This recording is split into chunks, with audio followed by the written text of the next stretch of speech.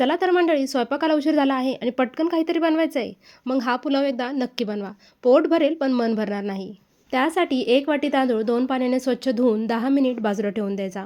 तोपर्यंत पुढची तयारी करून घेऊया. कुकरमध्ये तेल, 1 चमचा तूप, जिरे, मोहरी, कढीपत्ता, हिरवी मिरची, 1 उभा लांब चिरलेला कांदा, आलं लसूण पेस्ट घालून छान परतून घ्यायचा आहे. तुम्हाला जर खडे मसाला आवडत असेल ना, तर सुरुवातीला जिरे मोहरी सोबत छान खमंग फोडणी करून घ्यायची.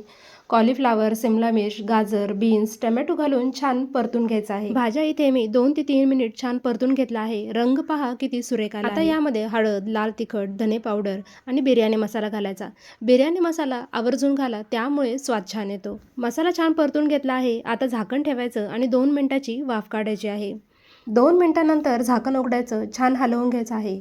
आपल्या भाज्यांना छान मस्त तेल सुटलेलं आहे. सुगंध तर अगदी छान येत आहे. आता यामध्ये धुतलेला तांदूळ घालायचा, छान परतून घ्यायचा.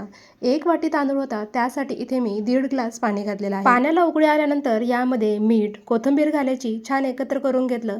झाकण लावायचं आणि मध्यम आचेवर 2 शिट्ट्या करून घ्यायच्या. नुसत्याच सुगंधानेच खावासा वाटणारा, जिभेला चव आणणारा हा व्हेज पुलाव तुम्ही एकदा नक्की करून पहा. अगदी जबरदस्त लागतो. नक्की करून पहा आणि कसा झाला हे मला कळवा.